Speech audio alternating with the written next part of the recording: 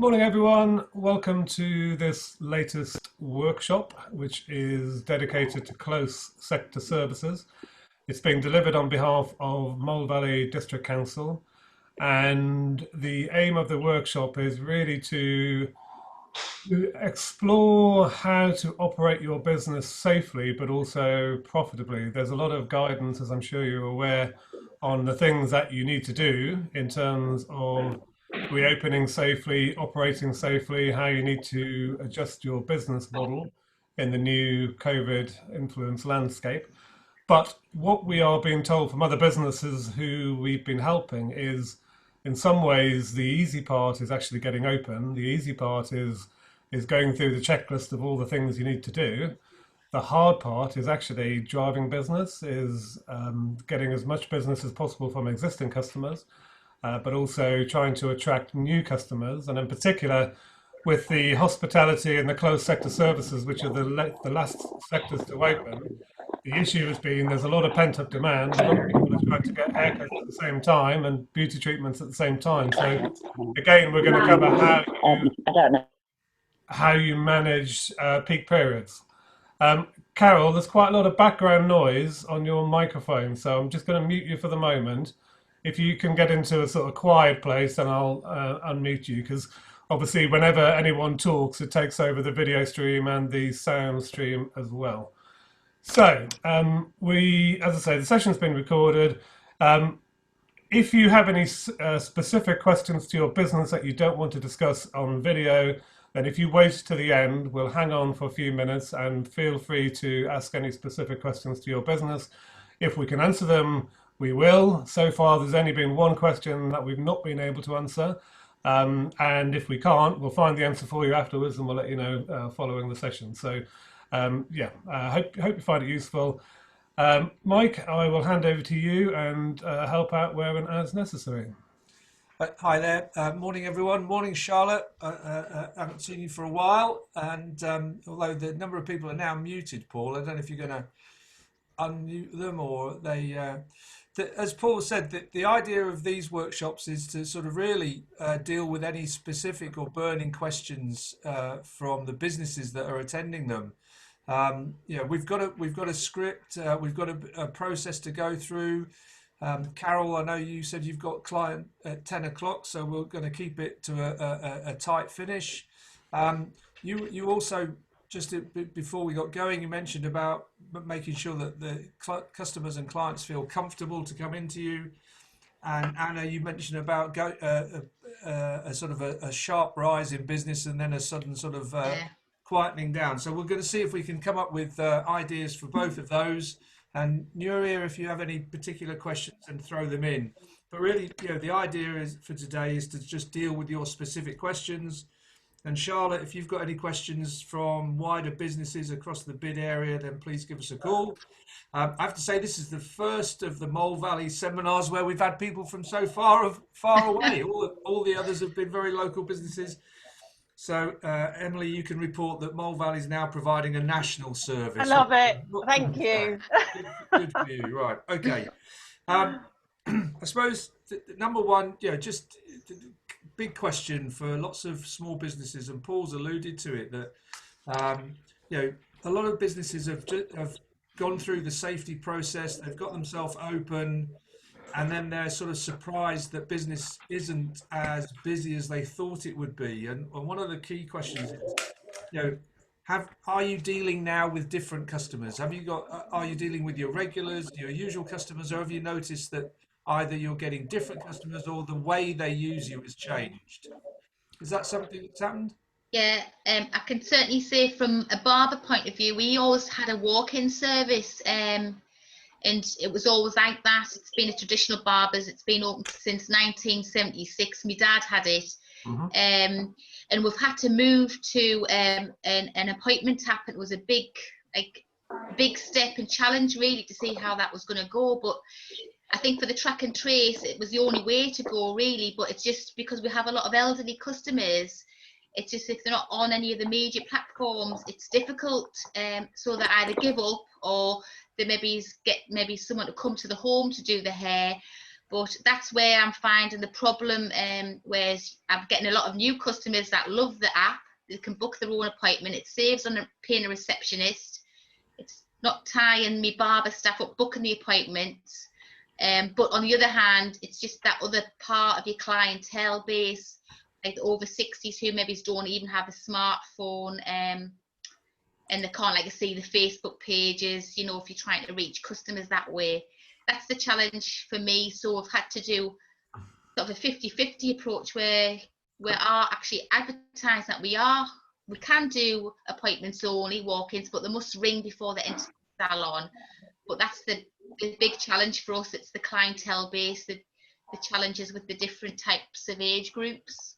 Okay, so you're the old guys. I'm an old guy, right? I'm an old guy. So the old guys, they're probably still going to be walking by your barbers, aren't they? They're still going to be walking by.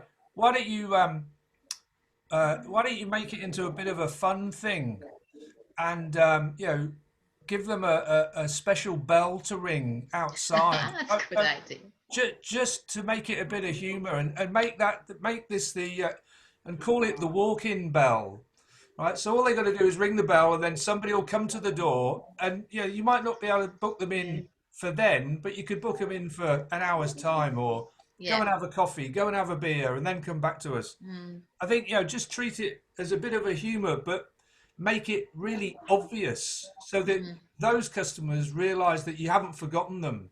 And that even in this new world where it's going to be app based and we're going to have to keep your contact details, you know, just make it a bit of fun. We saw that on we did a job on the last year. I was a judge at the national final of the Young Market Trader, and this I've already pinched somebody else's idea. There was a young girl who was selling t-shirts made from recycled material. And what she had one of those old-fashioned on klaxon things, and every time, and the thing was that every time somebody bought one of the T-shirts, it meant that about a kilo of plastic waste was recycled. And so, and what she did to make it fun, so that every time when the noise was the thing that sort of attracted everybody's attention, and the only time you could honk that horn was if you bought the T-shirt. So it was a real sort of, you know, somebody else's idea. I've just reused it. Mike, the other thing you might want to do is if you have dedicated walk-in sessions for the day. So if you have, I don't know, 10 till 11 or, you know, 3 till 4, whatever. What you could do is have those as specific walk-ins, but you could also have appointments which are booked on the day. And as people walk past, you could have as simple as just a little table outside the salon with some hand sanitizer, get people to clean their hands, and then on a post-it, little tiny post-it note, put their initials on and just stick it to the window, stick it to the slot that you want them to do. So they can also, basically on the day as they're walking past, they can see that there are slots available. And then it's a very easy thing for them to do. Literally put their name and say, I want the 2 o'clock session. And then you know that when sessions are booked as well. Yeah. Good. So that's, I mean, and the other, I think that you know, it's important to understand, and you've already partway there. You've identified that there's a group of customers that aren't coming to you, and then it's a case about thinking, okay, well, we have a simple strap line that we use all the time with lots of businesses that we work with. It's about how do we make it easy for that customer. So, you know, whatever it might be, how do we make it easy for them to see that, you know, the biggest thing is sometimes it was just a case of having a big sign in the window, reminding people that we're open, you know, we're open, we're here for business.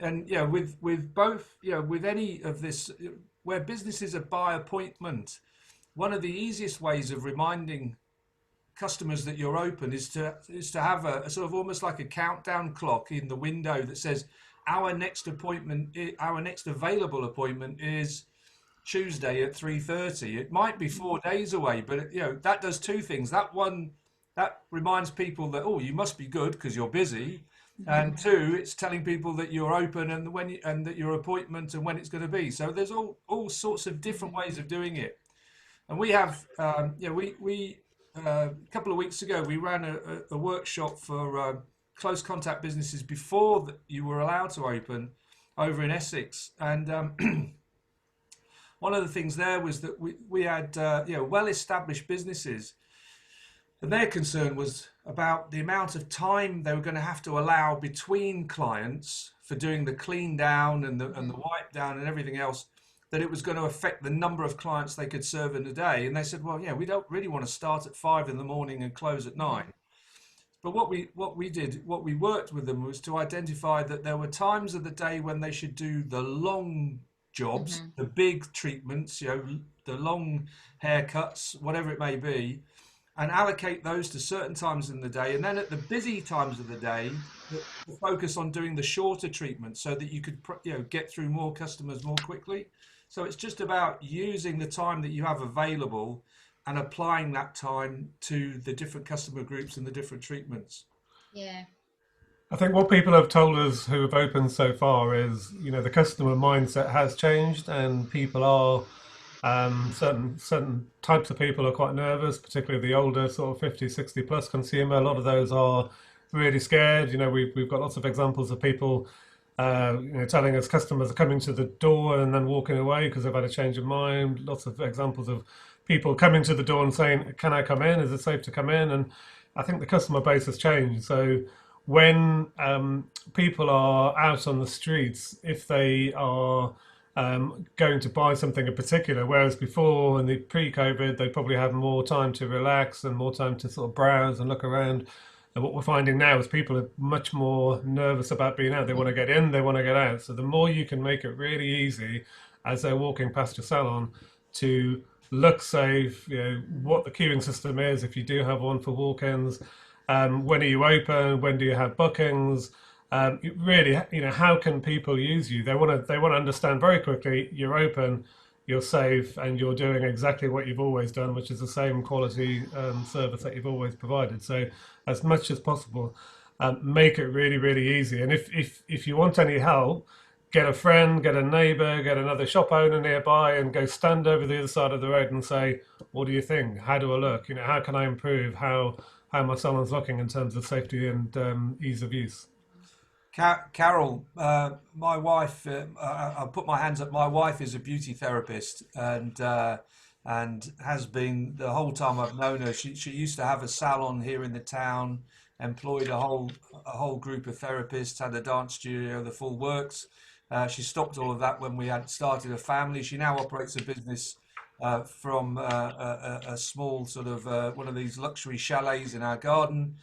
But right at the prior to being able to open again, she's well established in the town, got lots of older customers, and she sort of came into the kitchen one morning and had the full mask, the visor, the gloves, and everything. And she said, this is going to scare a lot of my clients. And so what she did is that she took a photo as a selfie and just sent it out, emailed it out to her clients, put it on her Facebook, and just with a little message that said, next time you see me, I'm going to look a little bit different. And so that was all she was trying to do, was sort of make them feel comfortable about coming to use her, and also get over the message that she was going to have all of the safety equipment in place, and she was looking forward to being open and having appointments. And now, what she's got is actually outside her salon. She actually has a table that has the hand sanitizer, has disposable masks, has disposable gloves. She has a temperature checker, and she's obviously, it's by appointment, so she's got everybody's contact details. And all she's doing is, just as they approach her salon, is that she's just making it obvious that she's safe and easy to use. And she says that you can see people just relax as they approach the business. And I think that's a key thing that we've seen, not only in close contact, but in all sorts of businesses. It's that if you can get over that, if you can visually get over the message that you're safe and that you're ready to be used, and you're able to offer the regular quality of service, it does make people relax, and it gives them the confidence to come back to you time and time again. Mike, do you want to move forward to page 9? I shall. Because I think, I think the thing to iterate here is, it's easy to overcomplicate it. I think, whilst there's a lot of confusion in the COVID guidance rules, and there's also a lot of repetition in the rules, there's kind of two, three sort of main principles. And the first one is, as much as possible, get your customers to wash their hands as they come in. Get them to sanitize. That's the number one. If you're going to do one thing, make sure that all customers, as they come into your salon or your premises, they wash their hands. The second thing is, as much as possible, have good ventilation. Have your windows open, have your doors open. If you've got internal doors, make sure they're wedged open. So as much as possible, you have a circulation of air. We did look into, one of the questions we were asked was about fans. Are you allowed to have fans in premises? Yes, you are, because it helps to move the air around, particularly in sort of dead spots.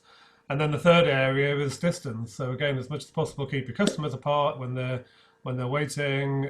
Keep your staff apart, and then obviously when you're providing the services, which we're going to come on to on the following page, but when you are providing the closed sector services, close contact services, rather, you are obviously covered in PPE. The close contact services is the only, as far as I'm aware, it's probably the only area of the guidance where there is a specific mandatory requirement, which is if you're working within 1 metre of the face, and obviously up until now you haven't been allowed to, but you can from Saturday, then you personally, the person delivering the service, has to provide a full face mask. You don't need to wear you have to wear a visor, not a face mask. You don't need to wear both, you just need to wear the visor. The customer doesn't have to wear a mask unless they want to. It's entirely up to them. You can offer them if they haven't got one. If they want to, then by all means. And yeah, here we go. Thanks, Mike. So these are some of the sort of specific things. And if you have got any questions for these, by all means, shout out. Right, I'm going to raise my hand, whatever you do. Carol. Yeah. Okay. Fire away, Carol. You got a question? Go on, go for it. We've got a question in the sense where some salons nearby are blow drying and some are not. There's no clear guidance as to why or who on shouldn't be blow drying in a salon. You are allowed to blow dry if you want to and your customers want you to. So the reason why some people haven't is because the first salons to open were those in America. And some salons over there hair salons took the view that you're not allowed to blow dry. And for whatever reason, it became an urban myth. So right. Categorically, you are allowed to use a blow dryer if you want to. Oh, that's fine then, yeah.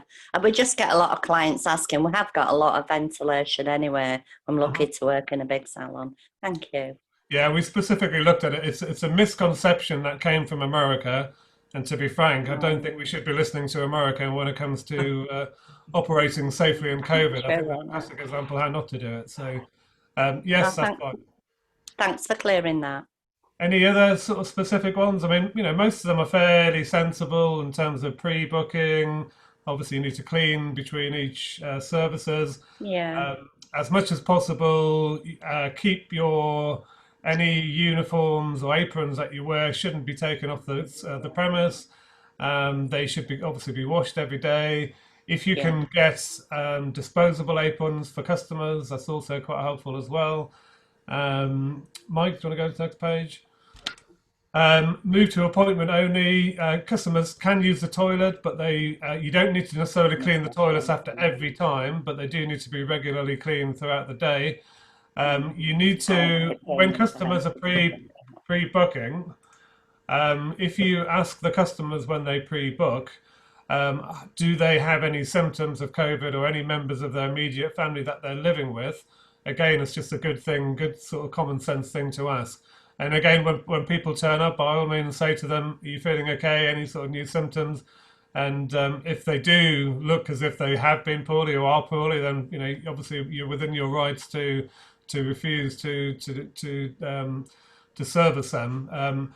And then one other thing is, as much as possible, have one member of staff dedicated to each customer. So don't try not to allow multiple contacts, because if somebody subsequently comes down with COVID and you get a call from them or from the track and trace, you don't have to close the whole salon. you only need to make sure the person who served them is self-isolates. So that's a really important thing across all sectors. Pubs, just have one person serve the customer, and then if a customer does subsequently come down with COVID, then it's just that one member of staff, not the whole premise that has to close. And then, as much as possible, get people to prepay if they can prepay over the phone if you've got that facility, or whilst they're getting the service, whether it's a haircut or beauty treatment. If you can manage that prepayment for the next time, again, it just keeps it simple and it avoids the need to have to handle cash if possible. I mean, just to sort of piggyback on that, a couple of things that Mrs. Evans has actually done here, or now does, is that she reminds her clients, where they might have brought a friend with them, not to just come on their own. She's also, after each customer, she takes all the bed linen or any of the towels and just, that gets put to one side. She changes everything. Where she actually likes to get the clients to wash their hands when they arrive before she starts, and then she just has some small flannels, and she just says dry your hand with the flannel, and then just put it in the corner, and then she sweeps it all up at the end of the day to take out and just deal with. So and the other thing is that she was saying about testers, is about not having sort of testers available. But what she does do is she gives people a disposable bud if they want to try anything, and then that can be thrown away rather than actually handling the individual testers. So a small bit of additional stuff there. Any other questions in terms of the sort of the hygiene, COVID restrictions, or should we just move on to talking about? Go on. I've just got one question. I don't know how your council, how you've operated where you are in your district. We've had obviously they've been round, our local council's been round to most hair and beauty salons and barbershops, and they've come and done a review of our salon. I was quite shocked that they didn't actually enter the barber business. They had a checklist, and they did everything from outside. And I was a bit disheartened because, one, I'd put all the implementation of all the PPE, health and safety. I'd done a huge risk assessment for COVID safety. Didn't even look at that, but they were listening to it while I was explaining and talking through what I've actually implemented.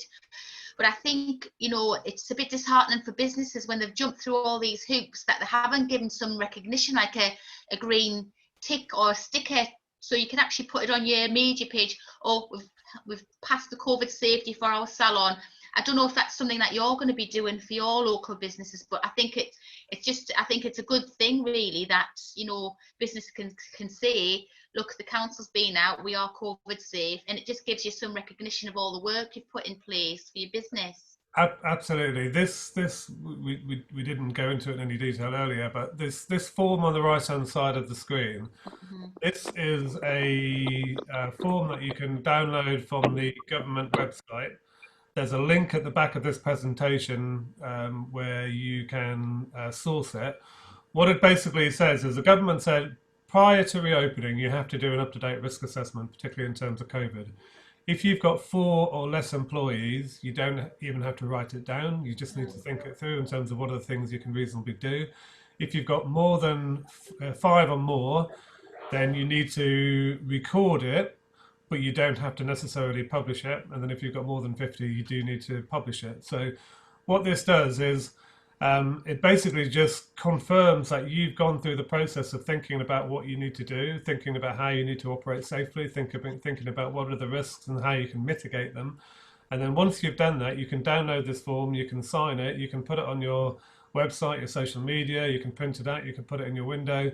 And in effect, this is the kind of COVID safe kite mark form. So this is the official form. You don't have to get it issued by anyone else. You can self-certify it yourself, providing you've done the risk assessment. So at the back of the presentation, there's a link to the health and safety assessment, health and safety executive, where you can look at what factors you need to consider in doing the risk assessment. There's also a link to this in terms of where to get the form from. And then what I will do is I'll put my email address in the chat facility at the bottom of the page. And then if you've got any problems afterwards getting hold of it, by all means, drop me an email. All right, thank you. We could we can send you a copy. Sorry, Emily, go on. I was just going to respond from a council point of view.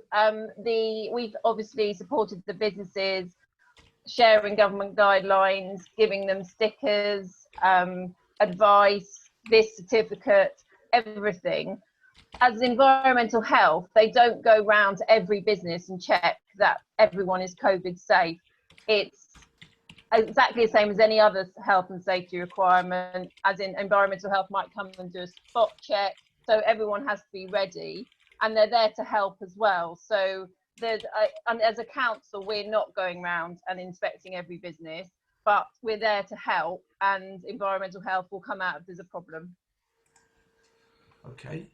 All right, I'm going to just move on to this one. This sort of because one of the things that we've picked up on when we've been doing lots of these workshops is the sort of Anna, the whole process you just described about all of the hoops you had to go through and everything else to get open is that almost lots of businesses go, whoa, right, I've done all of that, I've got my doors open, and I'm ready to take money. So what next? But actually, there is something in the fact that some businesses have stopped thinking about doing the everyday stuff, the good stuff that you need to do to make sure that you're selling more. And so when we talk about selling more, we think of it in two ways. We think of it as either selling more to your existing customers. So in other words, how do you increase the transaction value? How do you make, how do you get, make it obvious that if customers buying a pen from you, that they need to buy the paper? If they're getting their hair cut, then they probably, do they need to buy some hair gel or whatever to keep it looking good until the next haircut? So what is it with the in terms of how do we sell more to our existing customers, and then the other side is how do we sell to more customers?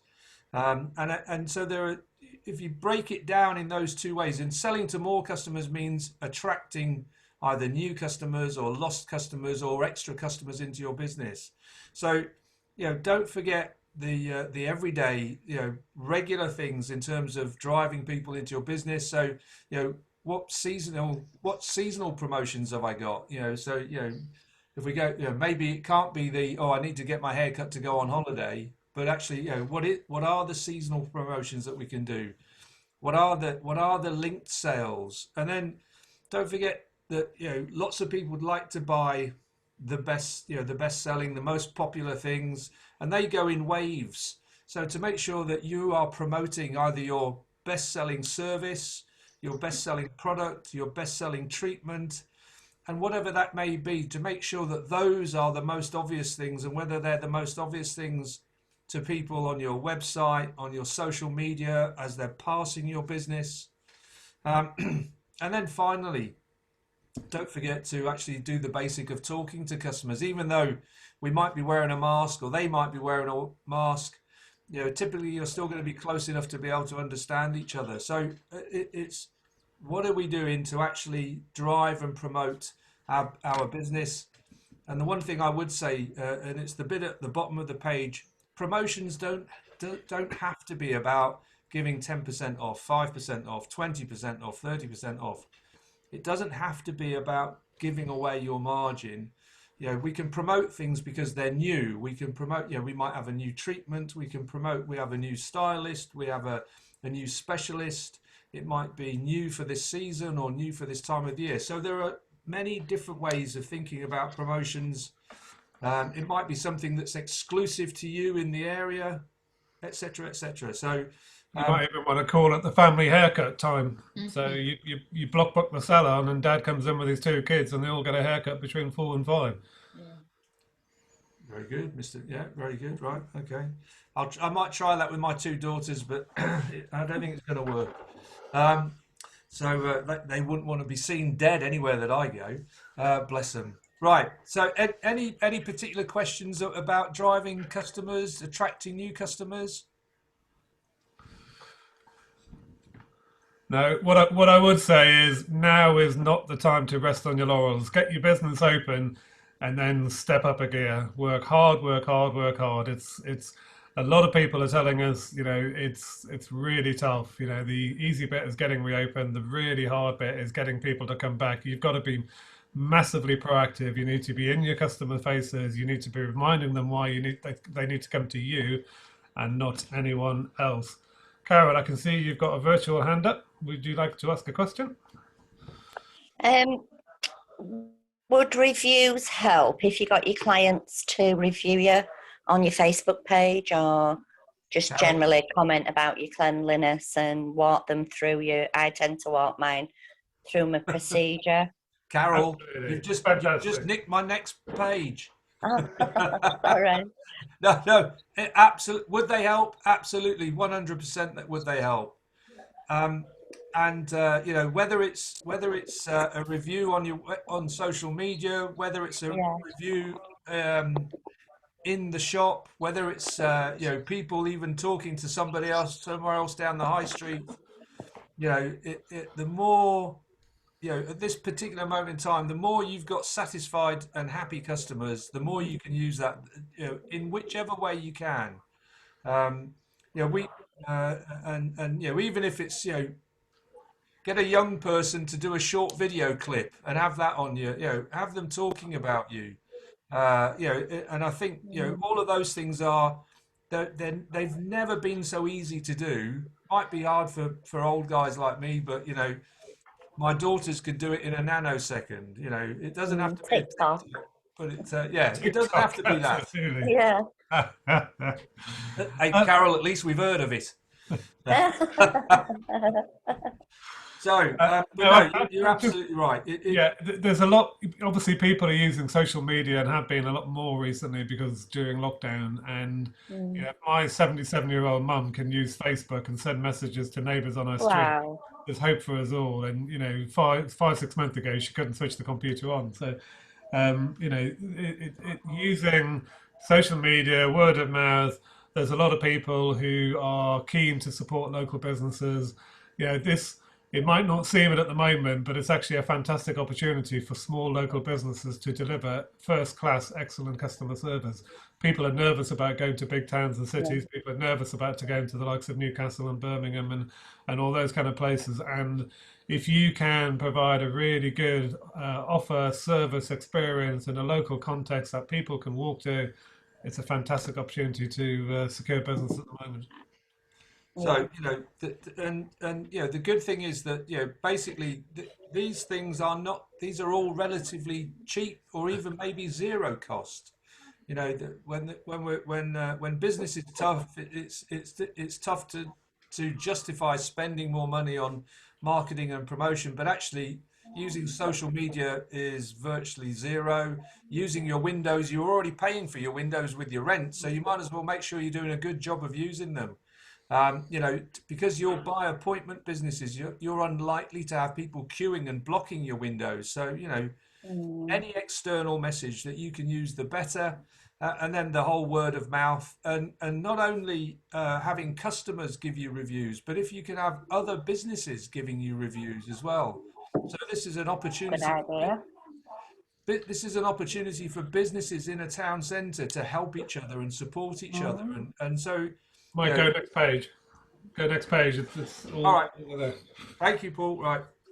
So it's getting other businesses to recommend. You recommend. I mean, you've got to give a good service, and they've got to trust you, and vice versa. But I think that there are all sorts of different ways of promoting your business and attracting them. But one of the key things when we have conversations with businesses, when we're able to sit down with them, and we say, one of our popular questions is, why do your customers use you?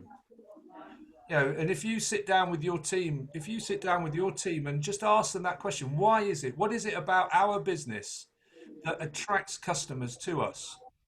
And that will give you and it might be that, it might be because they like Carol, they've been coming for years. It might be because of the range of services you provide. It might be because of your location. Who knows what it is? You might have exclusive products. But once you've identified those reasons why existing people use you, you can then, those are the things that you need to be promoting to other people. You know, they're going to be the key messages to sell about your business. So you know, it's worth taking a step back to go, what is it we should be promoting at any particular moment in time? Who should then, once we understand what those messages are, then we can think about how do we use the various assets we've got, and then you know, you've suddenly then developed your own little promotional program. And be proactive. So as you're sort of wrapping up the existing service or haircut, book them in for the next session in a month's time or 6 weeks or whatever the kind of whatever the purchase frequency is. Just say to them, we're really busy over the next few weeks. Would you like us to book another appointment for 4 weeks' time?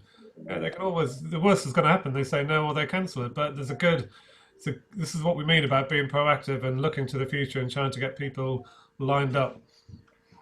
Yeah. Thank you. The other sort of popular trap that all sorts of businesses, both big and small, fall into is to have lots of negative messages, like saying, "We don't take cash. Don't do this." You know, they're sort of these. You know, no entry. Don't come in here. Wait to be asked in. So these are all, you know, quite. But if you can turn the negative messages into positive statements, like, you know, please pay by card if possible. It's rather than sort of, you know, it's don't say we don't take cash. It's asking somebody to do something in a positive way, you know. And even here, you know, this is Dorking and Mole Valley together. You know, it's a positive. We are supporting our businesses. You know, we're supporting our towns. We're welcoming people into the town. I think that, you know, these are simple positive messages. You know, so it's welcome to our business. We're open. We're glad to be here. We're here to serve you. I used this example only a couple of days ago. You know, one of my favourite conversations was with an event organizer who was worried about the fact that they couldn't give their usual standard of service, and so he had new polo shirts made for all of his staff that said across the front, "We're here to serve you," and then underneath, "from 2 meters." So in other words, it's making the point, we're still here to serve you, but we're going to have to be socially distanced. So in terms of, you know, we touched on it just now about, you know, sort of having other businesses recommend you, but, you know, there's also this is also a key time, and Charlotte's probably going to be already all over this about working together for the good of the centre. But actually, there are many instances that we're finding where, you know, one of the things that we've seen in a number of smaller towns is, you know, shops are opening at completely different and random times. And that's really awkward for the customer. So that if, you know, they're going to one street, one parade of shops, and you've got people who are now not going to open on a Tuesday or on a Thursday, or are now only going to open between 11 and 3, and other shops are opening all day. You know, in terms of attracting customers back into town centres, that makes it quite difficult for them to do. So they've got to remember when and who might be open, when they're not open. So it's a key thing is, you know, if you've altered your opening hours, you have to have that, you know, real front and centre on your social media.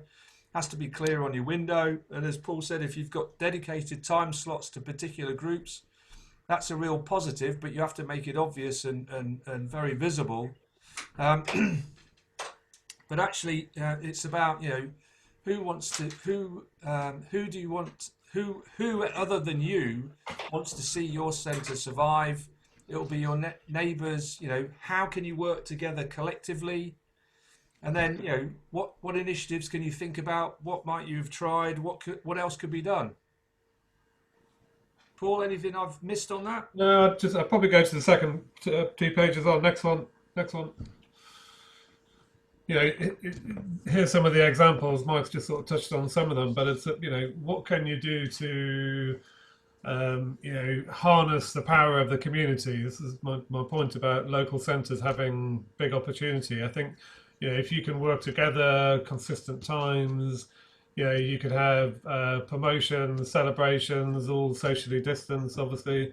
You know, it could be even as little things like, right, on Saturday, let's have a load of tables and chairs outside our premise, and let's just make a big thing about bringing this centre to life. So it's about getting everyone to work together, do what you can, and you know, promote, you know, as much as you can in terms of social media, personal recommendations, just really kind of, you know, everyone wants your centre to survive. Everyone wants your business to survive. So the more you can sort of link up and buddy up with other people in your area, the more it's going to help your customers, both existing and new. Cool. Right. And Carol, Anna, Nuria, any particular questions? Any thoughts? You good? No, thank you. That's been really helpful. I'm going to take on board and have a look and see where I can keep on, like you're saying, being proactive. Okay, good.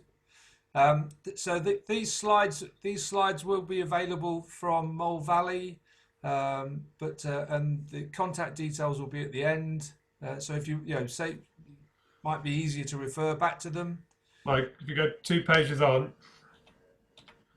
Okay, so just before we stop recording, as I mentioned earlier, if you do have any specific questions, by all means, stay on the line and we'll answer those. There is a lot of information out there. The trade organisations, National Hair and Beauty Federation, Brabtech, they have some good pages on their website about operating safely in COVID. They tend to be quite safety conscious and safety specific. Hopefully we've touched on the things which will help you to actually drive performance and drive your business.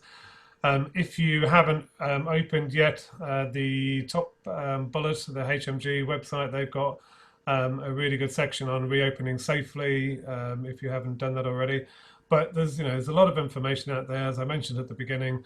Everyone wants to see your centre survive. Everyone wants to see your business survive. It's a great opportunity.